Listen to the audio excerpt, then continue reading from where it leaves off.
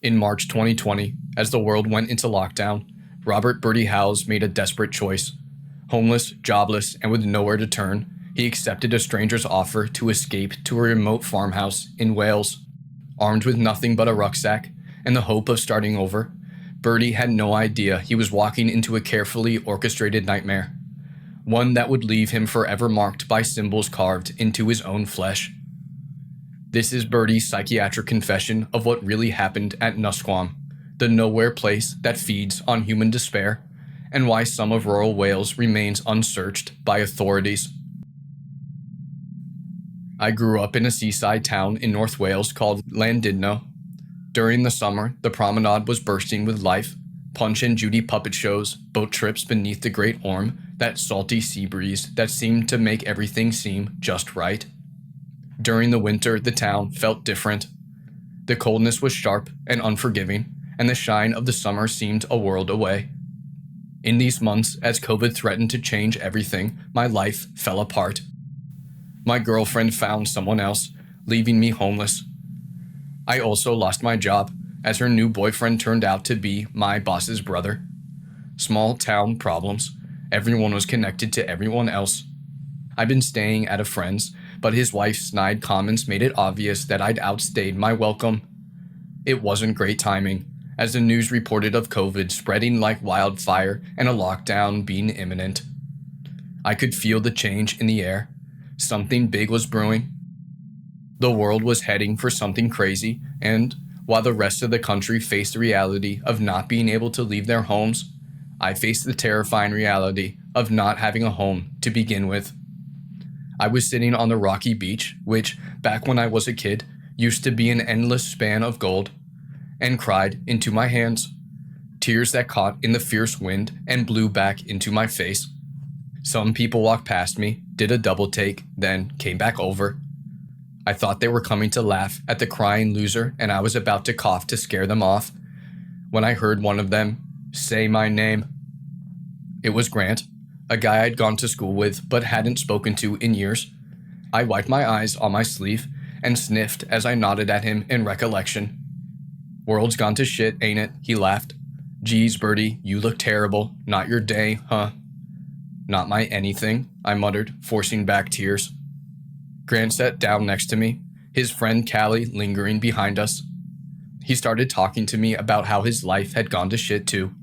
He and Callie were getting out of there before they were locked down in their hellish homes. He'd been offered an opportunity in South Wales. He didn't say the ins and outs of it.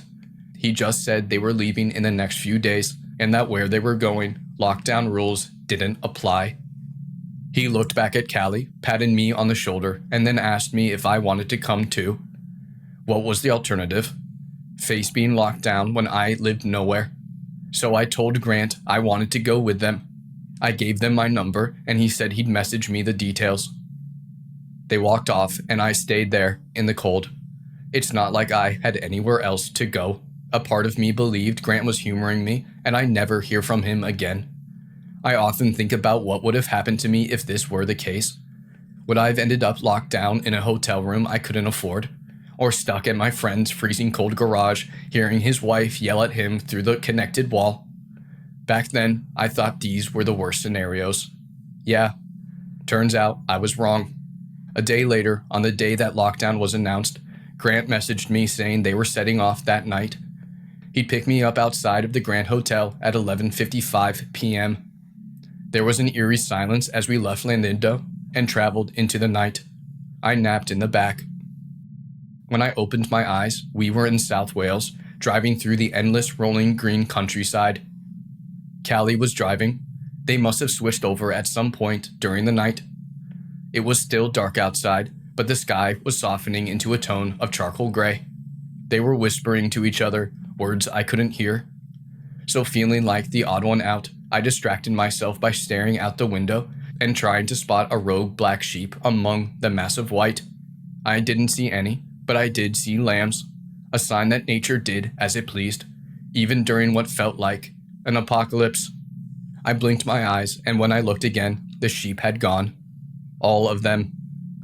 I looked at a blank of green beyond the low stone walls. I wanted to ask Grant and Callie where the sheep were and how far there was to go, but they were still whispering at each other. I did a double take. Grant was driving again. I don't remember them stopping to change over. We didn't pass any other cars from the sheepless point. We didn't pass much of anything. It felt like we'd stepped into a new reality, one that I felt unsure of. My concerns heightened when we drove past a faded red gate that led up a narrow lane. Next to it was a rock with a dripped red word on it. Nusquam. The farmhouse is up there. That's where the opportunity is, Grant said, pointing at the lane, the true extent of it hidden beneath a line of trees. Then why aren't we going there? I asked in confusion. We have to stay somewhere else first. 7 days and then we'll be ready. He turned to Callie, the pair exchanging a look. So we have to isolate first. It's because of COVID, right? I replied. As I spoke, I noticed Callie itch beneath his jacket sleeve, where I saw a flash of a vivid tattoo, a snake coiled around a skull. When he saw me looking at it, Callie glared at me as he quickly pulled down his sleeve. I chose to daydream after that, to do my best to escape the weirdness around me. But then the car stopped by a thatched cottage, the old stones crawling with yellowing green vines. I looked at the faded tree slice sign, noting the name, Ivy Cottage. Grant found the key under a cracked plant pot containing a collection of unruly weeds. I followed them inside, all three of us with just a rucksack each. Inside was dark and gloomy. The patterned damp walls smelled musky, and it was colder there than outside. The other guys took the bedrooms, and I took the couch. It was more springs than comfort, but I told myself, at least it was something. As for supplies, we found a box in the kitchen full of unlabeled tins and water. Again, it was something. Seeing as we weren't able to leave the cottage for a week, we did our best to entertain ourselves. I lost count of how many games of poker and rummy we played. Callie won more often than not. He was smarter than he looked. One night we shared the bottle of whiskey Grant had brought with him and chatted about the gripes of life. I woke up with a thudding headache and drank half a bottle of water. Silence returned after that, and we all kept to ourselves. On the last night we were there, I couldn't sleep, so I listened to songs I'd saved on my phone, blinding lights by the weekend blaring in my ears. I was smoking one of my ration cigarettes, savoring the lingering smell, and hoping one of the others didn't come in and try to bum one, when a shadow flickered past the curtainless window. I kept my earphones in as I walked over to it, telling myself it was probably just a fox. I stared through the dirty window, out at the trees beyond it. I don't know why I remained still like that. I just did. I think I knew something was going to happen, but this didn't make it any easier when it did. A woman shot up like a jack-in-the-box, her bloody hands outright as she pressed them to the window. I didn't scream or jump or anything. I looked at her, terrified but rigid as I watched her grin at me, a gap-toothed, bloody-mouthed grin. As she pulled back her hands, leaving smudged handprints on the glass, I noticed 2 carved images on her palms, a snake on one and a skull on the other.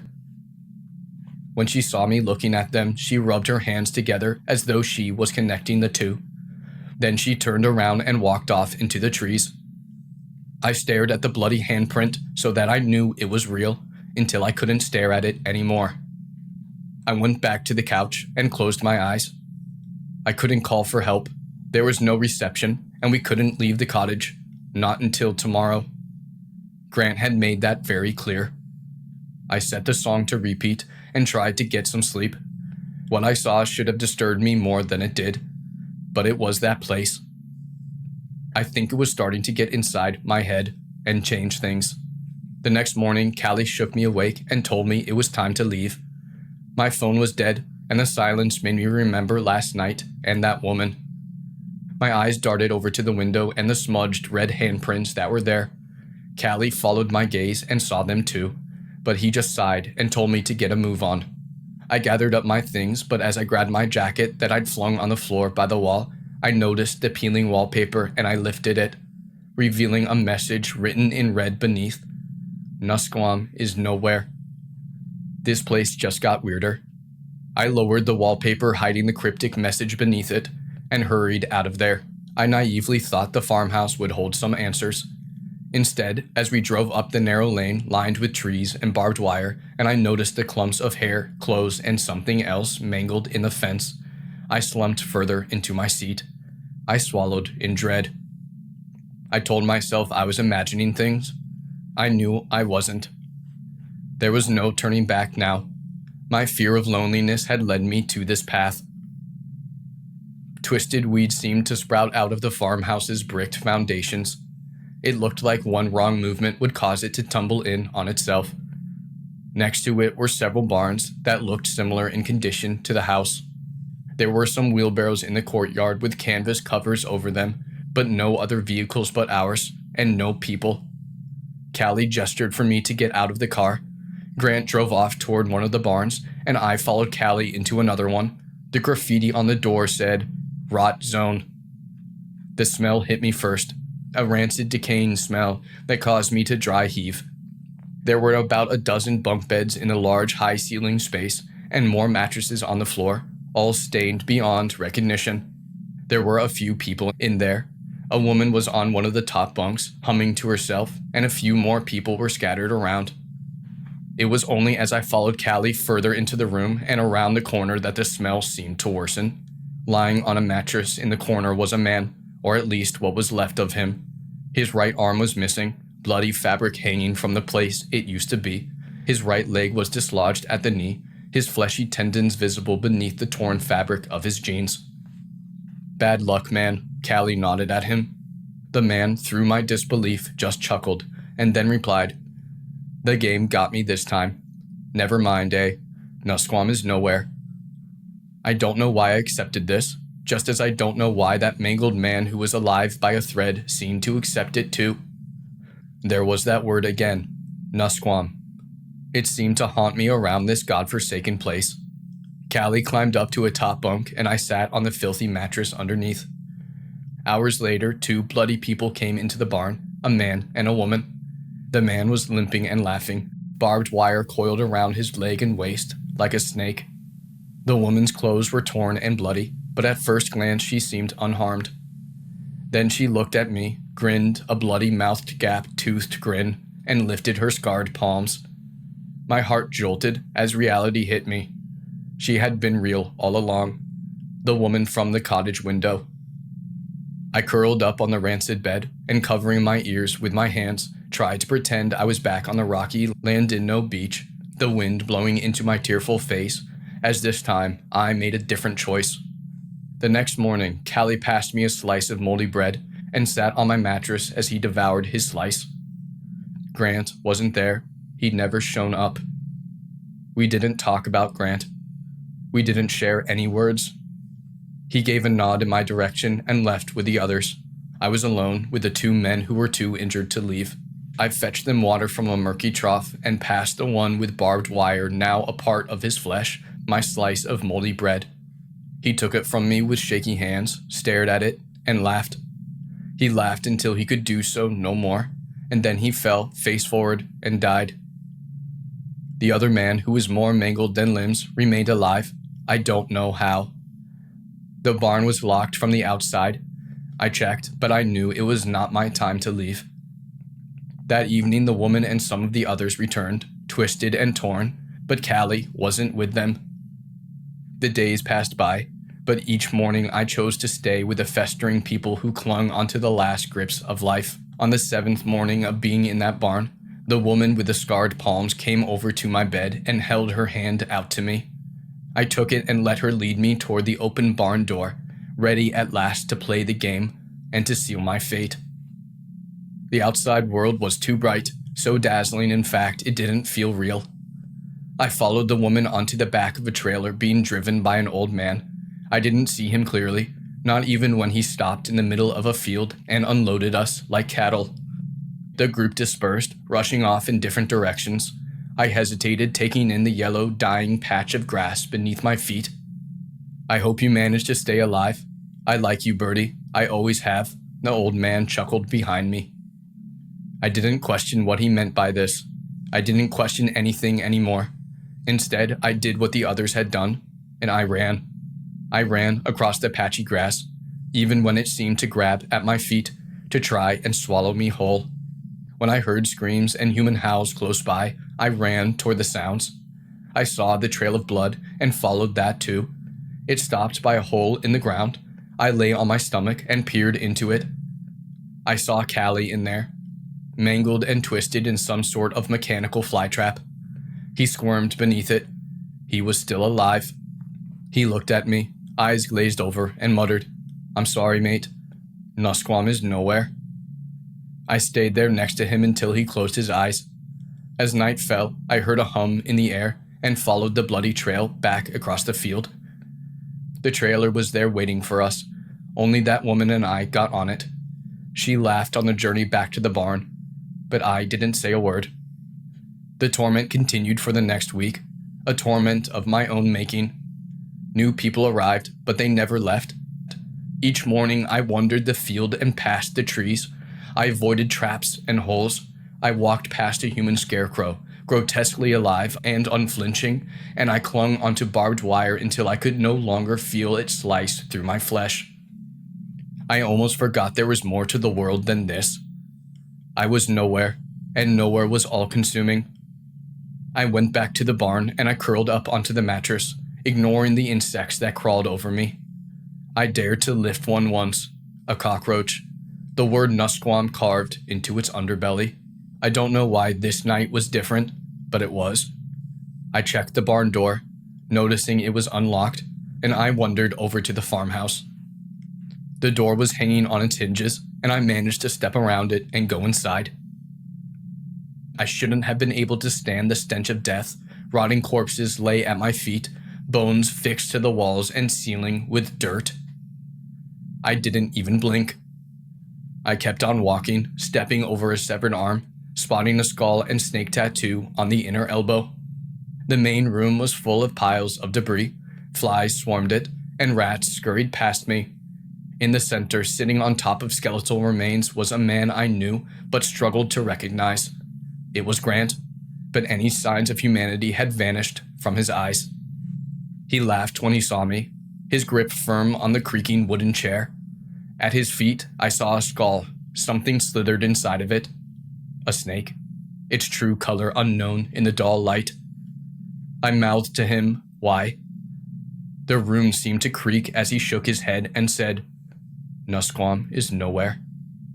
He started to whistle, the first whistling I'd heard while being in this place. It mesmerized me at first, but then it seemed to stop. With silence to guide me, I turned and I left. Outside of the farmhouse, the world seemed brighter, and for the first time in I don't know how long, my head seemed to clear. I saw the crate of whiskey there next to the door, the same brand Grant had brought with him to this place. I saw a car, boxy, red, and rusty, behind me in the courtyard, and knew it was meant for me. I picked up a bottle, unscrewed the lid, and took a large swig. I coughed, and then I laughed. I poured it over my swollen, infected hand and embraced the pain. I felt real again, and I knew what I had to do. I doused the outside of the building in a bottle of whiskey, opened another, then poured it inside, smashed the rest of the bottles in the entrance, and then felt inside my pockets, my good hand curling around my lighter. I lit that hellhole on fire and I watched it burn. A crow perched on top of the car. It watched the burning too. The crimson and gold flames reflected in its visible, beady eye. As it flew away, I got into the car and somehow managed to get away. I drove for hours without seeing a soul, not even a sheep. I wept when I saw one that turned to hundreds. I was out of that place. Truly. But to be sure, I drove straight through the next town I saw and stopped at the one after that. In the trunk of my car, I found hundreds of wallets, empty of identity and bank cards, but stuffed full of cash. I picked up one note stapled to the trunk's interior. On it was a red-stained snake coiled around a skull. I left that note where it was, but I took the rest. I told myself it would be different now. I'd won. I could start again. I hadn't won at all. There was no running away from the truth. It will always find me. Always.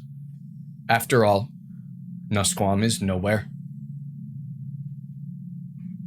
In the summer of 2022, as the rest of the world began to return to some sort of normality after the pandemic, Robert Bertie Howells admitted himself into a psychiatric unit. During trance-like states, he had self-mutilated himself by carving symbols of a snake coiled through a skull into his skin. Bertie had hired a security guard to watch him while he slept to prevent him from hurting himself again. Despite being a man of slim build and having limited use in one hand, he attacked the guard and partly carved the same symbol into the man's neck before he was overpowered. The guard claims Bertie showed signs of unnatural strength and at the time of the attack seemed to be unaware of his actions. There have been 2 other accounts reported about Nusquam, the nowhere place, Ellis Powell in 1983 and Ashley Taylor in 2009. Both claim to have suffered horrific ordeals at Ivy Cottage and the farmhouse. Both self-mutilated their skin with a snake coiled through a skull symbol, and both disappeared without a trace. Bertie maintains he saw what he saw, and that Nusquam may have burned to the ground, but it's still out there, somewhere. An evil in a nowhere place that lives on in those who felt it, that lives on in him. Despite extensive searches by authorities throughout rural South Wales, the location of the farmhouse and Ivy Cottage remain unfound. Thank you for staying with Bertie's story to the end. It always blows my mind a little bit that only 2% of my viewers are subscribed. If you made it this far, you're clearly one of us who values these tales. What would you have done in Bertie's situation? When desperation meets opportunity, how do you tell the difference between rescue and trap? Share your thoughts below. If you'd like to join our circle for more stories like this, please subscribe and share this tale. In a world full of nowhere places, we find each other through the stories we pass along. Until next time, stay curious. Thanks for watching,